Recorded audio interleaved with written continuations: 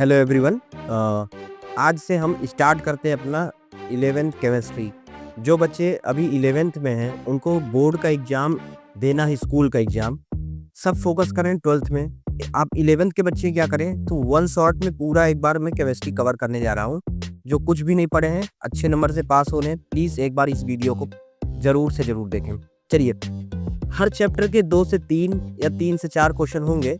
Chapter wise पूरा जितना important question है वो करवा दूंगा। तो चैप्टर नंबर 1 स्टार्ट करते हैं हम some basic concept of chemistry से। क्या? Some basic concept of chemistry, जिसको हम लोग मोल भी बोलते हैं। क्या बोलते हैं? मोल कॉन्सेप्ट बोलते हैं। उसमें से इंपॉर्टेंट क्वेश्चन क्या है? पहला एक क्वेश्चन है कि डिफाइन मोलैरिटी एंड मोलैलिटी के बारे में। सिंपल है यार। मोलैरिटी किसे कहते हैं?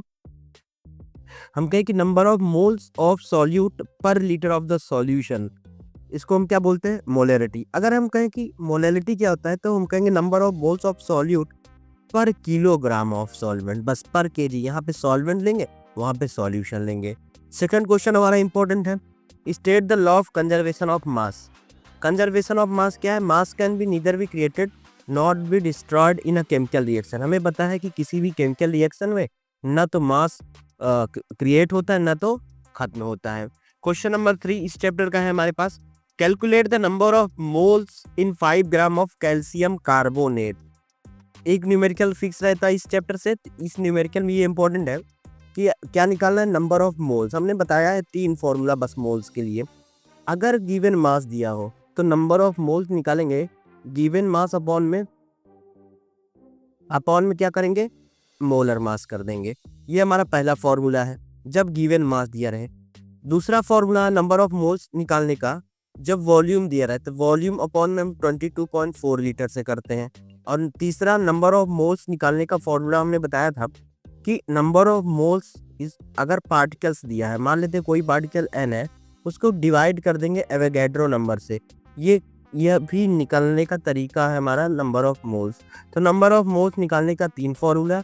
अगर मास दिया रहे तो given mass upon molar mass करना है, और अगर वॉल्यूम दिया है तो volume in litre divide by 22.4 litre से कर देंगे। और अगर पार्टिकल्स दिया है तो नंबर ऑफ पार्टिकल्स या नंबर ऑफ मोल्स निकालने के लिए n अपॉन Na कर देना है। Question number 4, explain the significance of empirical formula and molecular formula. Empirical formula और मॉलिक्यूलर फार्मूला का सिग्निफिकेंस मतलब इम्पोर्टेंस क्या है। तो हम देखते हैं, empirical formula so the simplest whole number. बस यही याद रखिएगा कि जो एम्पिरिकल फार्मूला है वो हो इस सिंपलेस्ट होल नंबर रेशियो को बताता है, while molecular formula so exact number of atom in molecule. क्या बताता है? Exact number of molecule in an atom. ठीक है, तो सिंपल बता रहा है कि एम्पिरिकल फार्मूला बताता है whole number ratio, whereas molecular formula बताता है exact number. Question number 5, how do differentiate between a pure substance and a mixture. Mixture और प्योर सब्सटेंस में अंतर। प्योर सब्सटेंस क्या होता है? यूनिफॉर्म कंपोजिशन होता है, व्हाइल मिक्सचर कंटेंट 2 और मोर सब्सटेंस फिजिकली कंबाइंड होता है।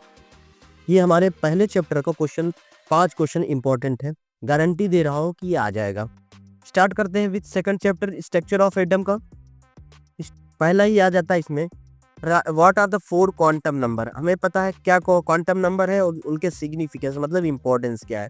हमें पता है पहला क्वांटम नंबर क्या है? प्रिंसिपल क्वांटम नंबर, जिसको इस एन से दिखाते हैं। दूसरा एजमुथल क्वांटम नंबर, तीसरा मैग्नेटिक क्वांटम नंबर, चौथा स्पिन क्वांटम नंबर। ये हमारे 4 क्वांटम नंबर है। अच्छा, सिग्निफिकेंस क्या है? ये पोजीशन ऑफ एटम बताते हैं, पोजीशन या हम कहें कि एनर्जी या फिर हम कहें शेप या साइज के बारे में बताते हैं किसी भी इलेक्ट्रॉन के किसी भी सेल्स में ये प्रेजेंट होते हैं। तो प्रिंसिपल क्वांटम नंबर n, या हम इसी कभी कहते हैं n बताता है ऑर्बिट। क्या बताता है हमें? ऑर्बिट। एजमुथल क्वांटम नंबर l की वैल्यू निकालने के लिए हम अगर हम कहें कि एजमुथल क्वांटम नंबर तो shape and size. Magnetic quantum number m की क्या बताता है? -L to +L। स्पिन बताता है +½ होगी कि -½ ये हमारे 4 क्वांटम नंबर है। Second question, explain Aufbau principle with example. Aufbau principle क्या था? Electron fill in atomic orbital with lowest available energy level before occupying high energy level. अच्छा, अब बाउ प्रिंसिपल क्या था? अब बाउ प्रिंसिपल ने बोला था कि पहले हम कहें कि अगर 2 एनर्जी लेवल है, मान लेते हैं इसमें 2 है, यहाँ पे 3 सेल सबसेल, तो पहले इसमें हम फ़ील्ड करेंगे सिंगल-सिंगल, फिर उसके बाद हम ऊपर जाएँगे। तो ये अबाउ का नियम है। थर्ड है हमारे हेसेनबर्ग अनसर्टेनिटी प्रिंसिपल।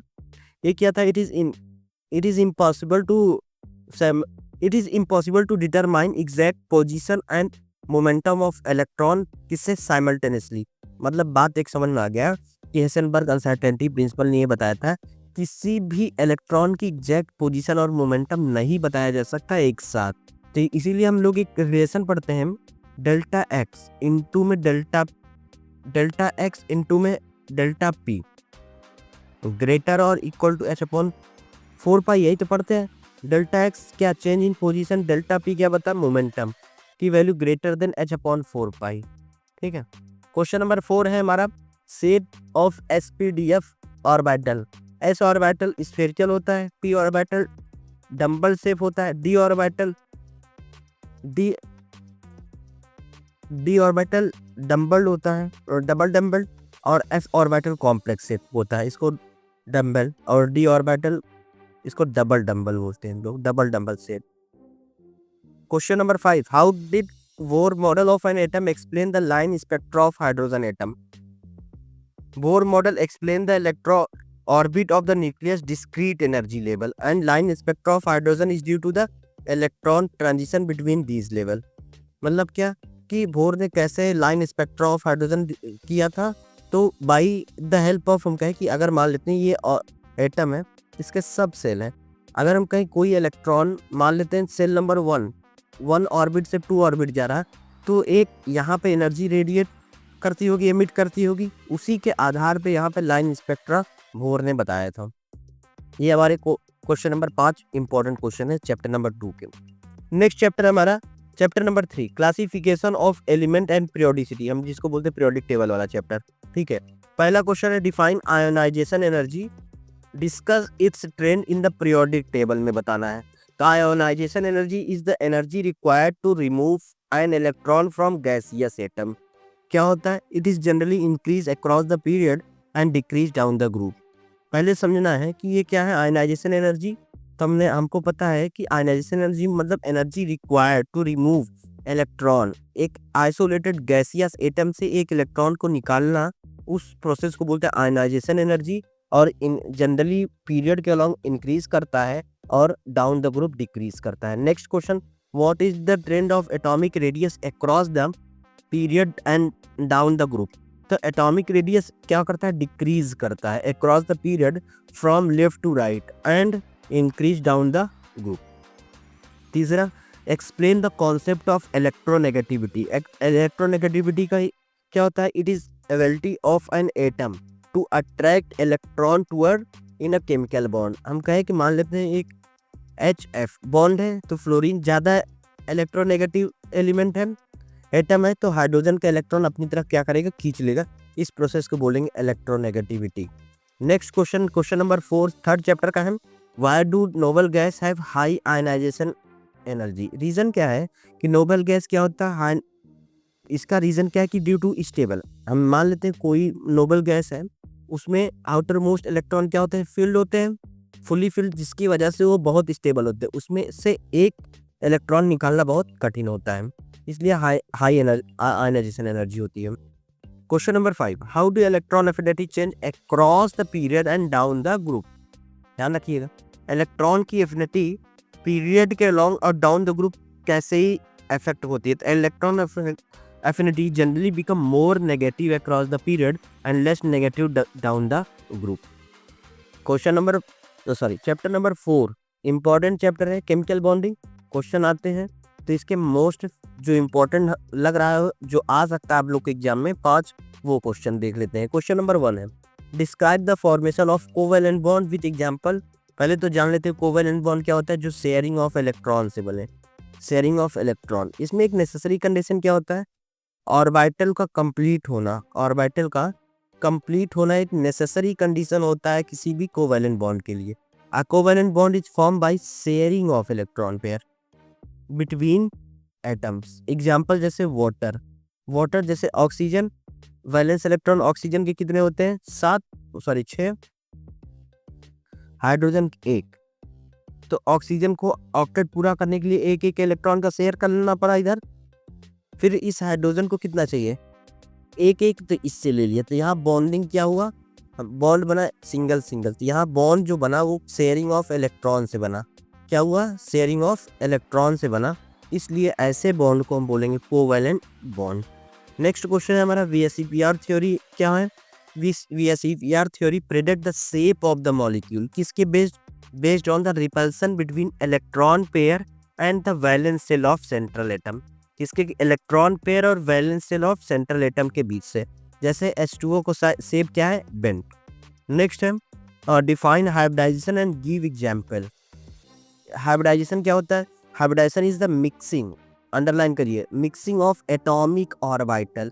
जब दो या दो से अधिक एटॉमिक ऑर्बिटल मिक्स होते हैं तो एक न्यू हाइब्रिड ऑर्बिटल फॉर्म्ड होता है with different energy and shapes. Example जैसे sp3 हाइब्रिडाइजेशन, जैसे हम कहें CH4 है, C+H2 मान लेते हैं, C+2H2 हम कहें, यहाँ CH4 हुआ। बिफोर रिएक्शन के पहले कार्बन अलग ऑर्बिटल में रहा होगा, हाइड्रोजन अलग। जब मिले तो यहाँ पे एक न्यू हाइब्रिड ऑर्बिटल का फॉर्मेशन हुआ। तो उसके जैसे अगर हम कहें कि हाइब्रिडाइजेशन sp हुआ, इसमें एक s और एक p, sp2 एक s 2p, sp3 एक s 3p, sp3d एक s 3p और एक d। These are the hybrid orbital। कोई पूछे What is the difference between atomic orbital and hybrid, तो बताना जब दो एटॉमिक ऑर्बिटल लगभग सेम एनर्जी के मिलते हैं तो एक न्यू हाइब्रिड ऑर्बिटल का फॉर्मेशन होता है। नेक्स्ट है difference between sigma and pi bond. Sigma और पाई बॉन्ड में difference, sigma bond are form by the head on head overlapping while pi bond are form by से। अगर हम कहें कि जैसे हम कहें सिग्मा बॉन्ड हम बात करें, मान लेते हैं px है और ये px है, ये जो मिला तो ये किस हेड ऑन हेड ओवरलैपिंग से बना। और sigma bond due to head on head overlapping की वजह से सिग्मा बॉन्ड क्या होता है बेटा? स्ट्रॉन्गर होता है। क्या होता है? स्ट्रॉन्गर होते हैं। जबकि जो पाई बॉन्ड है वो साइड वाइज ओवरलैपिंग बन रहे हैं, तो साइड वाइज ये वीक होती है, इसलिए पाई बॉन्ड क्या होते हैं? वीक होते हैं। ठीक है। What is resonance? Give an example. Resonance is the concept where molecule can be represented by two or more valid Lewis। किसी एक स्ट्रक्चर को डिफरेंट टाइप्स ऑफ स्ट्रक्चर में रिप्रेजेंट करना रेजोनेंस कहलाता है। विथ डिफर ओनली इन किस position of electron, केवल इसमें पोजीशन ऑफ इलेक्ट्रॉन का डिफरेंस रहता है। चैप्टर 5 है हमारा स्टेट्स ऑफ मैटर। जैसे स्टेट्स ऑफ मैटर, पहला क्वेश्चन है state Boyle's law and mathematically expression, इसको करना है। Boyle's law states that pressure of a given mass of a gas is inversely proportional to its volume at constant temperature. बस simple याद रखिए कि Boyle's law बोलता है P1 V1, P क्या है? प्रेशर, V क्या है? Volume of 1 is equal to P2 V2। Next question है ideal gas equation PV is equal to nRT, इसका डेरिवेशन। तो इसमें हम बस इतना हिंट दे रहे हैं कि जो बॉयल्स लॉ है, चार्ल्स लॉ है और एवोगैड्रो लॉ है, इन तीनों इक्वेशन को कंबाइन कर देंगे तो हमको क्या मिल जाएगा? PV is equal to nRT।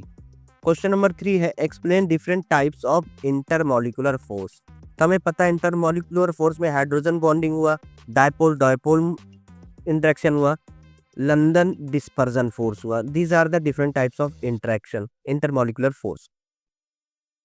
Question number 4 है डिफाइन विस्कोसिटी किसे कहते हैं and surface tension with example. Viscosity is the resistance of liquid to flow while surface tension is the energy required to increase the surface area of liquid। viscosity क्या है? is the resistance of liquid to flow while surface tension is the energy required to increase the surface area of liquid। Simple सी बात। Question number 5 है what is the effect of temperature and pressure on behavior of gas। Temperature और pressure क्या effect करते हैं gas पे? तो हम जैसे जैसे टेम्परेचर इंक्रीज करेंगे, वॉल्यूम ऑफ गैस क्या होगा? Increasing temperature, volume of gas क्या हो जाएगी? इंक्रीज हो जाएगी। वाइल इंक्रीजिंग प्रेशर, वॉल्यूम क्या हो जाएगी? डिक्रीज हो जाएगी। Question chapter number 6 thermodynamics, important chapter, इसको बेटे मार्क कर लेना। थर्मोडायनेमिक्स में हम पढ़ेंगे define the first law of thermodynamics with example. Energy can not be created और डिस्ट्रॉय, ओनली ट्रांसफर या converted one form to another. Example क्या है? Heat added to a system increase its internal energy. Question number 2 enthalpy change and its type. Enthalpy change is the heat change at constant pressure. अगर कोई पूछे what is enthalpy तो बताना heat change at constant pressure. Type इसमें enthalpy of formation हुआ, combustion हुआ, etc. Question number 3 है describe the concept of entropy and its significance. Entropy is a measure of the disorder or randomness of system. Higher entropy means greater disorder, याद रखना। Higher entropy means greater disorder, जितना ज़्यादा entropy होगा उतना randomness होगा या great disorder ज़्यादा होगा। What is Gibbs free energy, how it is related with spontaneity of reaction. Gibbs free energy G determine the spontaneity of a reaction, और negative of delta G indicate spontaneous reaction. अच्छा, delta G की value negative होगा तो reaction अपने आप होगी, spontaneity. Explain Hess law of constant heat summation. The enthalpy change in the reaction is the same regardless of the pathway taken as a long initial and final. Simple है, अगर 2-3 step से कोई reaction हो रही है तो हम final और इनिशियल की सम कर देंगे तो वही हीट का समेशन निकल जाएगा। यही हमारा हेस लॉ है। इंपॉर्टेंट चैप्टर बेटा, equilibrium. Define equilibrium constant K and its significance. K क्या है? Is the ratio of concentration of product to the reactant at equilibrium, each raise to the power of their stoichiometric coefficient. It indicate the extent of a reaction. क्या बताता है ये? Extent of reaction, मतलब कि reaction होगी नहीं होगी। ली Chatelier principal क्या है? ये बताता है if a system is equilibrium is disturb, it will shift to the disturbance and restore equilibrium. Example, adding reactant shift the equilibrium toward product हो जाएगा। Differentiate between Kc and Kp. तो Kc is the equilibrium constant in term of concentration. क्या है? Kc क्या है? Equilibrium constant in term of concentration, while Kp is the equilibrium constant in term of partial pressure. बस simple याद रखिएगा। Question number 4 explain the concept of common ion effect. Important है, question आता है what is common ion effect. The common ion effect is the shift in equilibrium caused by the addition of ion already present in equilibrium mixture. It decreases the solubility of salt. ये क्या करता है? solubility of salt को क्या करता है? Decrease कर देता है। कैसे? क्योंकि आयन पहले रहते हैं। ये क्या करता है? जैसे ही कॉमन आयन मिक्स होता है तो addition already present in equilibrium mixture, it decrease the solubility of salt. Solubility of salt को क्या करता है? डिक्रीज कर देता है। How does temperature effect chemical equilibrium. Increasing temperature favour endothermic reaction and shift the equilibrium in that direction, while decreasing temperature favour the exothermic reaction. मतलब क्या? Temperature increase करेंगे तो एंडोथर्मिक को फेवर करेगा, और टेम्परेचर अगर हम डिक्रीज करेंगे तो एक्सोथर्मिक को फेवर करेगा। नेक्स्ट क्वेश्चन है, नेक्स्ट चैप्टर हमारा चैप्टर नंबर 8 रिडॉक्स। ये भी बेटा इंपॉर्टेंट है। क्या है? Define oxidation and reduction with the example. Oxidation and reduction with example क्या है? सिंपल आप जानते हैं कि लॉस ऑफ इलेक्ट्रॉन क्या होता है? Oxidation and gain of electron क्या होता है? रिडक्शन। इस केस में Zn plus Cu2 give Cu, तो Zn से Zn2+ हो रहा है तो यहाँ पे इलेक्ट्रॉन का लॉस हो रहा है, तो ये ऑक्सीडेशन। Cu2+ से Cu हो रहा है तो इलेक्ट्रॉन का गेन हो रहा है, इसका मतलब यहाँ पे ये क्या रिडक्शन हो रहा है। What is redox reaction? तो रिडॉक्स रिएक्शन जिसमें ऑक्सीडेशन एंड रिडक्शन दोनों हो एक साथ, जैसे Na+Cl2 गिव NaCl, रिडक्शन और ऑक्सीडेशन दोनों हो रहा है, ऐसे रिएक्शन को रिडॉक्स रिएक्शन कहते हैं। Explain the concept of oxidation number with rule. Oxidation number is the change in atom would if the compound was composed of ion. Rule including assigning of oxidation number based on the element of position in periodic table. Question number 4. Describe the process of balancing redox reaction using ion electron method. Ion electron method involving balance oxidation and reduction half reaction separate then combine them. अच्छा, ion electron method में क्या करते हैं कि oxidation half cell एक तरह से करते हैं बैलेंस, फिर रिडक्शन हाफ सेल करते हैं, दोनों को बाद में हम कंबाइन कर देते हैं. Question number 5. What are the application of redox reaction in daily life? Redox reaction कहाँ यूज होते हैं? बैटरी में, corrosion, respiration and photosynthesis process में यूज होता है. Chapter number 9. Hydrogen. Explain the industrial preparation of hydrogen. Hydrogen industrial preparation by steam formation of natural gas or electrolysis of water के लिए use होता है. Discuss the role of hydrogen in hydrogen economy. Hydrogen is a clean fuel. In hydrogen economy, producing water is the only byproduct when burned. Describe the method of hydrogen storage. Hydrogen can be stored in liquid, gas, solid form, including metal hydride and chemical compound. Question number 4. What are the use of hydrogen in different industries? Hydrogen use in ammonia production में use होता है, in fat and oil industry में, fuel in rocket and fuel in cell. Chapter number 10. S block element. S block element में list the general property of alkali metal. क्या? alkali metal. S block को हम क्या बोलते हैं? Alkali metal. Alkali metal क्या होते हैं? हाईली रिएक्टिव होते हैं, have low melting point and form strong base with water. Question number 2. Explain diagonal relation between lithium and magnesium. Lithium and magnesium show similar property due to their similar ionic size and charge density. Similar ionic size और charge density की वजह से lithium और magnesium क्या होते हैं बेटा? ये क्या शो करते हैं? सेम प्रॉपर्टी शो करते हैं. Discuss the biological importance of sodium and potassium. Sodium potassium are essential for nerve impulse के लिए यूज होते हैं, ट्रांसमिशन के लिए यूज होते हैं एंड मसल कॉन्ट्रैक्शन के लिए. What are the use of alkaline earth metal? यार they are use in construction material like firework as a reducing agent in chemical process. Question number 5. Anomalous behaviour of beryllium. Anomalous का मतलब होता है different behaviour. Beryllium show different property compare to other group member due to its small size and high ionization energy की वजह से. Due to small size and high ionization energy की वजह से बेरिलियम क्या शो करता है?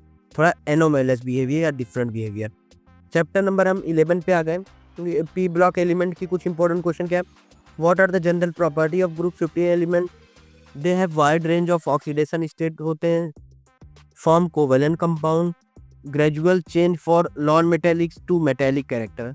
क्वेश्चन नंबर 2 है explain inert pair with example. Inert pair effect is the tendency of S electron in the outermost shell to remain non bonding और inert behaviour element. Question number 3 है describe the role of nitrogen in fertiliser.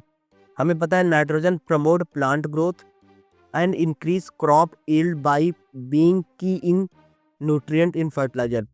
Nitrogen का बहुत use होता है fertiliser में. इसका एक की इंपॉर्टेंट होता है, क्या करता है? ग्रोथ, प्लांट की ग्रोथ में बहुत मदद करता है. नेक्स्ट है discuss the allotrope of phosphorus. Phosphorus exist in several allotropes including white, red and black phosphorus, each with different property. सबकी प्रॉपर्टी क्या है? Different. What are the use of halogen in daily life? Halogen are used in disinfectant, water treatment and production of polymer like PVC में use होता है. Chapter number 12 organic chemistry में some basic principle and technique में define homologous series. हमने बताया homologous is a group of organic compound with the same functional group and similar chemical property by different of CH2 group. जैसे हम कहें कि C2H6 लिखे और उसके बाद लिखे C3H8. दोनों एल्केन है, ये भी एल्केन. दोनों का अंतर है, एक कार्बन से दूसरे कार्बन के हम अंतर देख रहे हैं, CH2 का डिफरेंस है, तो हम कहेंगे these are the homologous series. What is isomerism? What is isomerism? Isomerism is the phenomena where compound has the same molecular formula but different structure. क्या है? Isomerism में molecular formula same है but arrangement या structure या स्पाइटल arrangement of atom क्या है, different होता है. Explain the concept of functional group with example. Functional group are specific group of atom with molecule that determine the characteristics of chemical reaction those of molecule. जैसे हम कहें कि functional group OH, हम कहेंगे functional group alcohol का है. C double bond OH हम क्या बोलेंगे, aldehyde. C double bond O ketone. ये फंक्शनल ग्रुप है. अब फंक्शनल ग्रुप जिसमें अटैच होंगे तो केमिकल प्रॉपर्टी क्या होती है, चेंज हो जाती है. Describe the different types of organic reaction. इसमें हम ऑर्गेनिक रिएक्शन जानते हैं, एडिशन रिएक्शन होता है, substitution reaction, elimination, rearrangement etcetera. How are organic compound named according to IUPAC. यहाँ पे वेरियस रूल्स है. तो ये वाले क्वेश्चन से अच्छा आप लोग यहाँ पे नेमिंग वाले कुछ क्वेश्चन देख लेंगे, नेमिंग IUPAC नेमिंग वाले. चैप्टर नंबर हम 13 हाइड्रोकार्बन देख लेते हैं. What are alkane. हमने बताया एल्केन क्या होते हैं, जिसमें सिंगल बॉन्ड हो, फॉर्मूला CnH2n+2 हो. ये फ्यूल एंड सॉल्वेंट में यूज होते हैं. एल्केन एल्कीन और एल्काइन में डिफरेंट क्या है. एल्कीन का फॉर्मूला CnH2n होता है, एल्काइन का CnH2n-2 होता है. ये एल्कीन में डबल बॉन्ड होता है, एल्काइन में ट्रिपल बॉन्ड होते हैं, दोनों अनसैचुरेटेड होते हैं. Define aromaticity with example. Aromaticity is the property of cyclic planar with delocalise of pi electron, जो हकल रूल को फॉलो करे, 4n+2 पाई इलेक्ट्रॉन. जैसे बेंजीन क्या है, एक एरोमेटिसिटी कंपाउंड है. Describe the process of fractional distillation of petroleum. Fractional distillation क्या करता है, separate crude oil into fraction based on their boiling point, producing product like gasoline, kerosene and diesel. Discuss environmental impact of hydrocarbon. Hydrocarbon contribute to air pollution, greenhouse gas emission, global warming, बहुत सारे problem cause करता है. Chapter number 14 environmental chemistry का देख लेते हैं. List the major pollutant of air and source. हमने पता है सब ज़्यादा carbon monoxide, sulphur dioxide, nitrogen oxide and violet organic compound. These are the main जो pollutant है, जो cause करते हैं pollution. Explain the greenhouse effect in it and its impact on environment. Greenhouse effect is the trapping of heat in the earth atmosphere by greenhouse gases, leading to global warming and climate change. Describe the cause and effect of acid rain. Acid rain caused by the reaction of water with sulfur dioxide and nitrogen oxide in atmosphere, leading to soil acidification, plant damage and aquatic life harm होते हैं. What are the method to control air pollution? बहुत सारे method है, जैसे हम कहें कि controlling device, regulating industrial emission, promoting public transportation. Discuss the importance of water treatment and purification. Can be contaminant, ensuring safe drinking water, prevent water-borne disease. These are the method to pure water, purification of water. ये हमारे पूरे 14 chapter थे. जो बच्चे अभी कुछ नहीं पढ़ा है, प्लीज़ ये वीडियो जिसमें हम 5 क्वेश्चन करवाए हैं, प्लीज़ आप लोग इसको देखिए. मोस्ट प्रोबेबली है कि यही 5 क्वेश्चन जो हर चैप्टर से दिए हैं आपके एग्जाम में आ जाए. और उन बच्चों को प्लीज़ शेयर करिए जिसको ज़रूरत है. Thank you.